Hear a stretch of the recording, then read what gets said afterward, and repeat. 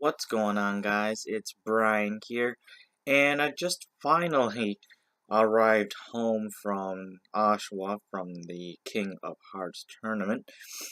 And as mentioned, a lot of you are asking what exactly happened. I did post some quick results. What I will do is I'll once again go over those results once again, and there's a little few quick notes here and there. So, just to start off, just before we get started here, now Ace Romero, who was originally supposed to be in the tournament, was unable to make the tournament. So, his replacement was going to be Jimmy Lloyd. I do apologize if I got that name wrong or right or whatnot. But even he was unable to participate in the tournament due to unforeseen circumstances.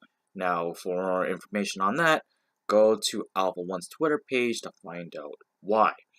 So, and this was all this morning, by the way, or within the last few weeks. But this morning, it was announced that the replacement for Jimmy Lloyd would be Hamilton's own Easy E Eric Carney. So he would be the replacement opponent for Ricky Shane Page. So just to break down what happened earlier today, as we were filing in, getting ready to start the show, the merchandise tables were not set up yet, and the process of the merchandise tables getting set up, Joey Janela just so happened to be up and selling his merchandise, and me and Cindy were actually planning on getting a picture with him before the show started. However, before that opportunity even arrived, MJF, Maxwell Jacob Friedman, snuck up from, I guess, the backstage area and attacked Joey, which started the 24/7 rule for the Outer Limits Championship, and a Outer Limits Championship took place right before the show even began. So, those of you been to the Polish Hall in the past, you know it's not a very big place. However, the brawl started from Joey's merch table all the way to the stage area, and then it spilled into the ring. Now, Dominic Garrini was along with the Dream Team, and him and MJF took turns laying into Mr. Janela, and then they finally took the action in the ring. Now, in a shocking turn of events, Stokely Hathaway was with them. However, he wasn't in his normal suit, jacket, and tie. He was wearing a warm-up suit. And in a shock to everybody, Stokely picked up Mr. Janela, set him up in a fireman's carry, and hit a move made famous by John Cena, the Attitude Adjustment, and pinned Mr. Janela. 1, 2, 3, and your new Outer Limits champion in Alpha 1 is Stokely Hathaway. Stokely Hathaway. Now, I don't know too much about Stokely. I know he's not, from the times I've seen him, I've never seen him wrestle, but him hitting that attitude adjustment, wow, that was just blew my mind. And it shocked everybody in Oshawa. And this is before the show even began. Okay, we'll go into details about that tomorrow when I make my full results video with Cindy. Now, to the actual card itself, your opening contest would be the lovely, beautiful Bia taking on that 5'0" Veda Scott.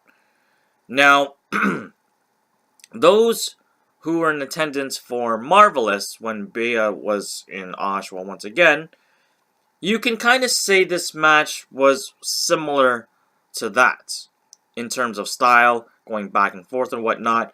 Veda being the heel, Bia being the face, and obviously Veda, because of that Twitter video or hype video that she made prior to the event, she went into this match going as heel, and obviously using that in Oshawa mocking the fans, yelling back at the fans, etc., etc.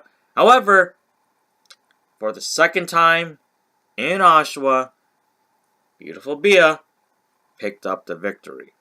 So that is another female wrestler. Bia has proven she is worthy to be in that ring. Now, to all you naysayers who may be hating on Bia, just because she has the looks doesn't mean it doesn't match her in-ring skills. It does.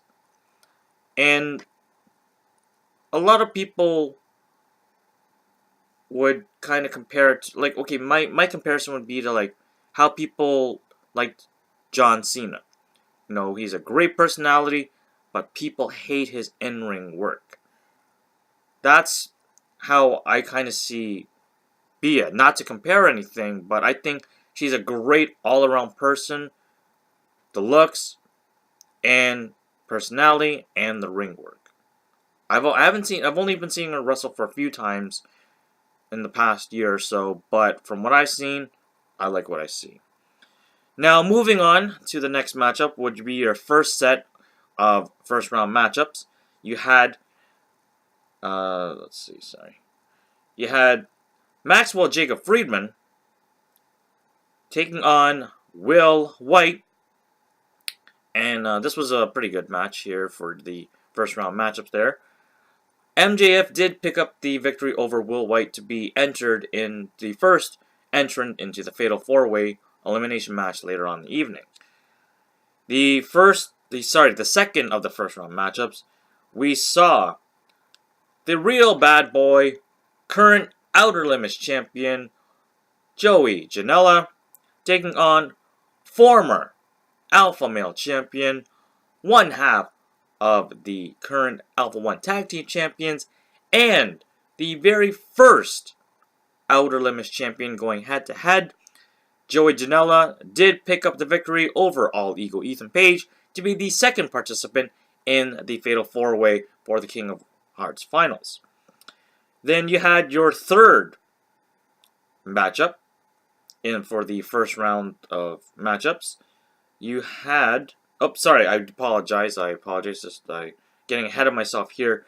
Before that match between Joey Janela and All Ego Ethan Page, you had the two newcomers in Alpha 1, All Good Anthony Green facing Donovan Van Housen. These two guys put on a clinic. It was a great match between these two. I'd love to see these two back in action once again.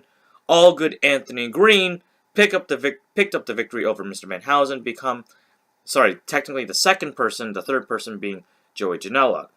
Then to finish up the first round matchups, you had former Zero Gravity champion and leader of the Ricky Army, Ricky Shane Page, taking on Hamilton's own Eazy-E, Eric Carney, and Ricky Shane Page pinned Eazy-E victory and became the fourth participant in the Fatal 4-Way elimination to crown your 2017 King of Hearts tournament. Then after intermission, coming back from intermission, we had the grudge match between Mark Wheeler and the Bone Crusher Steve Brown. And Steve Brown showed why he came back to Alpha 1 and showed why he is named the Bone Crusher. But I'll get to that in a second. However, Mr. Wheeler picked up the victory, however, via countout, which is something you very rarely see in Alpha 1. However, after the match, a very frustrated Steve Brown went to go attack Mr. Wheeler, and that was that. Then, moving on, you had the Alpha 1 Zero Gravity title match on the line when champion Space Monkey took on the Bone Collector, Dominic Garrini, with Stokely Hathaway and the Big Man. Now, the Mafia doesn't have a strong feelings or respect for Space Monkey on the journey of how he became Zero Gravity Champion. But, however, Space Monkey did defeat Garrini. Now, it was mentioned at the Purge 2 that this, by Stokely, that this would be Garini's last chance, and it was. Now, it was a clean break, actually, surprisingly enough. As frustrated as Stokely was, and as frustrated as Dom was about to strike Stokely. However, big man got in the way. Dom didn't want to mess with the big man and walked away. And that was that. It was a clean dismissal from Garini from the Dream Team. Then you had your alpha male title match when the current champion, the Tiger Kobe Durst, took on the current general manager of Alpha 1, former 3-time Alpha Male champion, former Zero Gravity champion, former Tag Team champion, and 2012 King of Hearts finalist, Josh Alexander. Now, I've seen quite a many Alpha Male title defenses in A1. These two gentlemen put on, I believe, is a match of the year candidate for 2017.